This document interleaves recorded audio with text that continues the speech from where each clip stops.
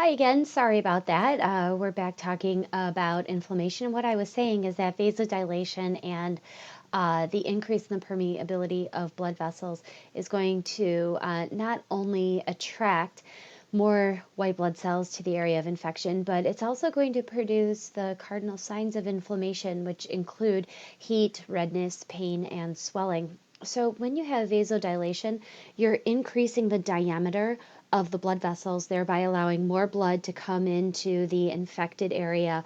And that blood is going to produce redness at the site of inflammation. Or at the site of infection. And also, heat is going to be coming out of the blood. And so, you're going to get like some localized heat production in that infected area. But heat can also refer to a more systemic example of inflammation called fever, which we'll talk about in a little bit. The damaged cells, because of infection or again because of physical trauma, are also going to cause some pain in the area because they're going to release chemicals or hormones, I should say, called prostaglandins. We've talked about prostaglandins before, but they're different from most hormones in that, they're not like a thyroid stimulating hormone or antidiuretic hormone that's coming from the pituitary gland. Instead, these hormones are produced by the tissues where they are needed. And prostaglandins are lipid molecules, and they play a role in cell to cell communication and in promotion of the inflammatory process. They are required for healing. So, prostaglandins are really going to play an important role in this process. And then finally, the swelling is going to be caused by the leakiness of the blood vessels. The leakiness of the blood vessels can also be cause the redness of the infected area because you've got, again, blood kind of leaking into the area. But the swelling, too, it's just going to be an accumulation of fluid that's coming into the area. And so it's going to look a little bit puffy. And that's where the swelling is going to come in. So, with all of this blood entering into the infected area, you're also going to get more white blood cells that are coming into the area, and therefore phagocytosis of microbes, as well as phagocytosis of dead or injured or infected self cells. So, one thing that I think is really cool is how the white blood cells exit the bloodstream and enter the tissues where the infection is occurring. I've mentioned already that chemotaxis is the attraction of white blood cells by chemical factors that are released from cells that are damaged or that are infected. And so those chemicals are going to attract the neutrophils, at least that's what we've got in our little example here, to leave the bloodstream. So without these chemotactic factors, these little yellow circles in our picture, this neutrophil would just, boom, continue right on traveling through our blood capillary here. But instead, because of these chemotactic factors, the neutrophil is going to flatten out in a process called pavementing. And through the process of diapedesis, it's going to move like amoeba like across the inside wall of the blood vessel. And it's just going to kind of like crawl across that blood vessel until it finds an opening, which is called a fenestration. And it's going to squeeze through that opening, and then it's going to enter into the infected tissue and then perform its duty. Since this is a neutrophil, it's going to have its one phagocytic event and die. But there are other neutrophils that are going to surely follow. So that's what chemotaxis is, and the way that the white blood cells are going to move into the infected tissue is a movement that's called diapedesis. All right, now let's talk about a couple of chemicals that are going to form, or that also belong to our second line of defense. Let's talk a little bit about complement. And most often you're going to hear about this as the complement cascade. Complement cascade is basically a group of 20 inactive plasma proteins, which are antimicrobial in nature. And they are only going to be activated when proteins in your blood plasma called antibodies bind to a foreign cell. So that could be a bacterial cell. It could be a non-self cell, like if you got a blood transfusion and it was the wrong blood type, for instance. When the antibody joins with the foreign cell, that's called an antibody antigen complex. And that coupling is what causes activation of the complement cascade. Now, it's called a complement cascade because all of these proteins, they don't just get activated all at one time. One has to be activated first, then the next, then the next. So you can't activate protein number 5 without first activating protein number 4. So it's a cascade because they all have to be activated in sequence in order to do any good. So what is it that they do anyway? Well, when our antibodies create this complex with a foreign cell, the complements are activated. And the complements come together to form something called MACs, membrane attack complexes.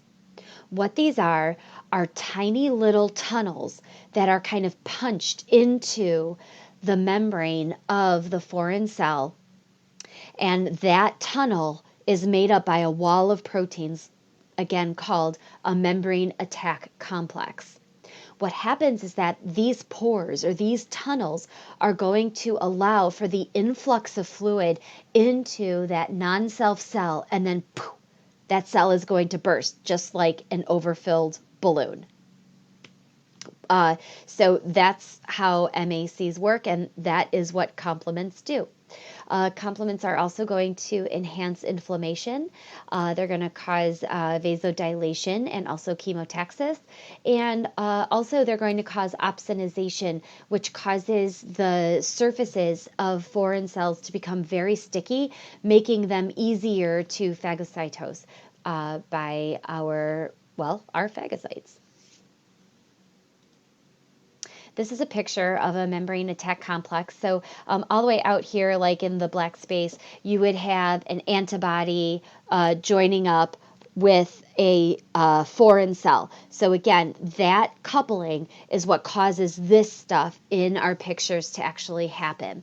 So when the proteins are activated, they start inserting themselves into the foreign cell's membrane in order to form a tunnel like this. And here you can see like this one is being built and here it is completed. And then in the next picture, what happens is that fluids are going to rush in into the cytoplasm of that non-self cell, and then it's going to lyse or burst and be killed. And then macrophages will come in because they're the cleanup crew, and they're going to get rid of all of that cellular debris.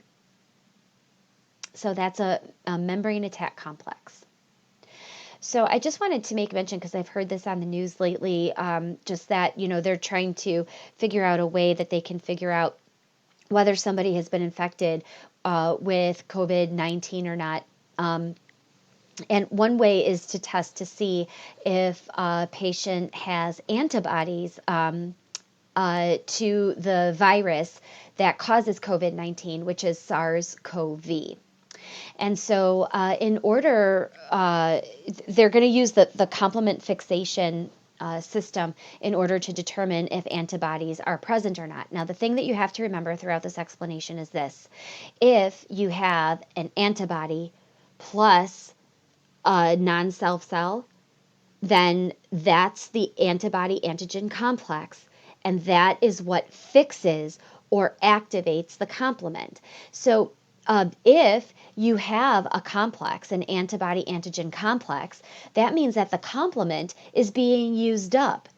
And so if you add in more non-self cells that are attached to these antibodies, those non-self cells will not die. Why? Because the complement was already used up with the first exposure. So let's take a look at what we have here. I want to start off here with negative serum.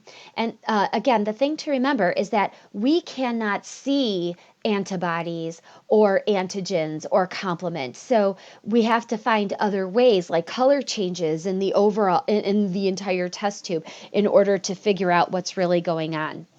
So let's say that we have the serum of a patient. We're going to mix it with two other ingredients. Antigen, let's just say in this case, our antigen is SARS-CoV, or at least a fragment of it. And then we have a commercially prepared complement. So we mix these three things together. When we do, you'll see that our complement, the orange circle, is not attaching itself to our antigen, because remember, complement is only going to work if you have an antigen antibody complex. They have to be attached to each other. So now what we have is all this free complement. Well, now what we're going to do is add a fourth ingredient. That ingredient is a non-self cell. In this example, it's a sheep red blood cell. And attached to that sheep red blood cell, we have the antibodies for our antigen. Again, in this case, the SARS-CoV virus. And so now we've got antibodies that are attached to it. If there is complement left in this test tube, these cells will be killed. And if these cells are killed, that means that the complement was free and there was no antibody to begin with. So when we add our sheep cells coated in the antibody and then we add it to our test tube here, what happens? Lysis. The sheep cells have been killed, they've been lysed, they've been burst open, and we have a color change in our test tube. And the reason why is because we had free complement that was not fixed to the antibody antigen complex. And why wasn't it fixed? Because our patient did not have antibodies to the SARS-CoV virus. So this patient was not infected with SARS-CoV-2. Let's look at the other side of my diagram.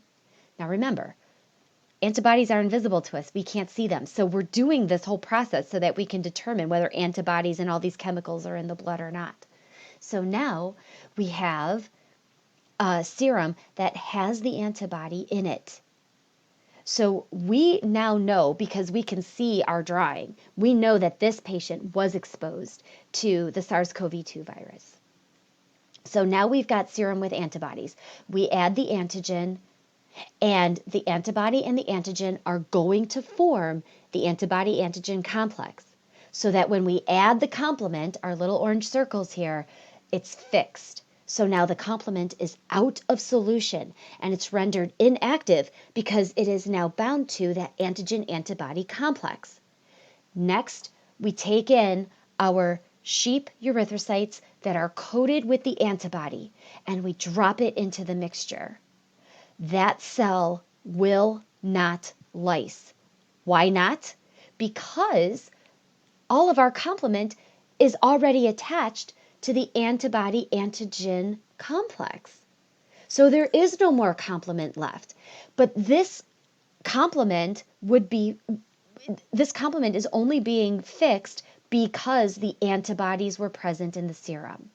So in this example, a person who has been exposed to, again, to our SARS-CoV-2 has antibodies to SARS-CoV-2, and therefore it fixes the complement and does not cause lysis. In our patient who is not exposed, there are no antibodies to fix that complement, and therefore the non-self cell was lysed. Okay, I've got to stop it here, and I will be back with part 4.